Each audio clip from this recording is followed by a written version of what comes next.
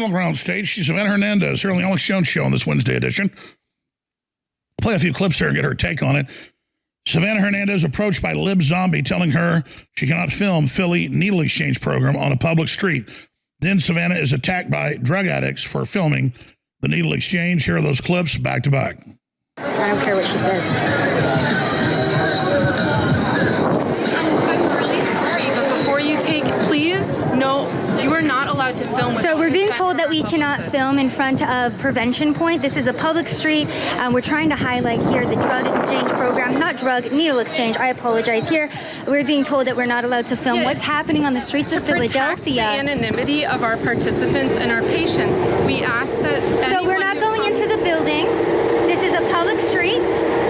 So you can interview with me here, but I'm highlighting what is happening on a public street here, on the streets of Philadelphia. This is the needle exchange program that is currently happening in front of Prevention Point. Yeah, there's nobody's faces in this. We're highlighting what's happening here in Philadelphia, and we should be allowed to do that.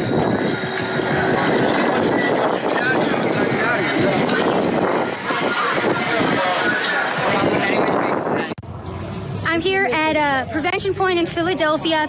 I've been physically attacked twice now because I'm trying to report on the needle exchange program. My camera was taken by a drug addict, thrown on the ground and smashed, and then one of their security officers went ahead and took my microphone, smashed it as well. I have this woman right over here who has been making sure to tell me that I'm not allowed to report on a public street. So this is a public area. What they're doing behind me is a needle exchange program, and they do not want this exposed on the streets of Philadelphia, that they are allowing drug addicts to exchange dirty needles for clean ones. Again, I've been attacked twice now. Thank you so much. The security guard took this. Again, this is my smashed equipment. I've been attacked multiple times here. So this is what's being allowed to prosper on the streets of Philadelphia. Again, Prevention Point on KNA. So all the research shows that this is basically euthanasia centers.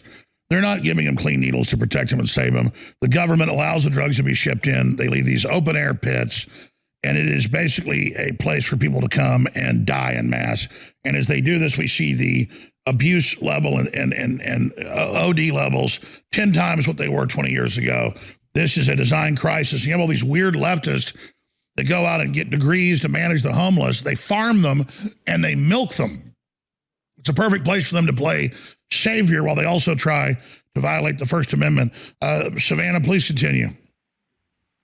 Yeah, Alex, I mean, I'm sure that the video, is pretty self-explanatory there, but we were trying to show what is happening on the public streets of Philadelphia with this needle exchange. I actually spoke to one of the drug users, on the street today, and he was telling me that if you bring in 100 dirty needles to Prevention Point, they will give you 200 clean needles back. They do this every Tuesday and Friday. I was doing some research into the statistics of this organization. They gave almost 10 million needles away just last year. And of course, that has led to an uptick in overdose rates, in death. Oh, absolutely. It's not stopping the drugs. They're not trying to decriminalize drugs. They're trying to mainline drugs, quote, literally and figuratively. Exactly, Alex. And again, too, I have to thank you. You're one of the pioneers for this type of journalism. When people try to shut you down and censor you in the real world, you say, no, I'm going to expose what's going on. And then, of course, the liberal left cannot handle it. They froth at them out. They get so angry. And then they attack the people that are genuinely trying to help those that are being taken advantage of by governments and programs just like this one. So that's what happened yesterday, really trying to highlight how disgusting this city is, how much it has degraded, and how America will soon look like this if we continue to allow Democrats to come in and destroy everything. Well, remember earlier this year and last year, it came out they were handing out millions of crack pipes. Then folks went to their health departments and got the crack pipes. They tried to deny it because they don't want the public knowing this is going on. Exactly, Alex. And I was genuinely shocked, too, by this user today showing me his goodie bag. It was a paper bag. He had the needles. He had all of the tools that he would need. And I asked him, too, I was like, are they actually helping you with your addiction problem? Can you even go and get services for that? And he said, yeah, of course you can. And they will try to help you. But this is not something that they're trying to help people heal from. They're trying to embolden it. They're trying to, it's a big money-making process here when you're able to fund this type of activity on the streets, make areas unsafe. We're also hearing that the youth here very involved with the crime. So it truly is just from, you know, the standpoint well, of exactly. Soros getting all his DAs in to legalize violent crime. It's designed to destroy confidence and collapse society. Exactly, and that's the DA here in Philadelphia, right? Larry Krasner. He's a Soros-funded DA. He's very soft on crime, and people are currently trying to impeach him because of how horrific the city has gotten. So we are seeing a lot of pushback now. Sadly, it had to degrade a bit. No luck on Biden administration handing out crack pipes?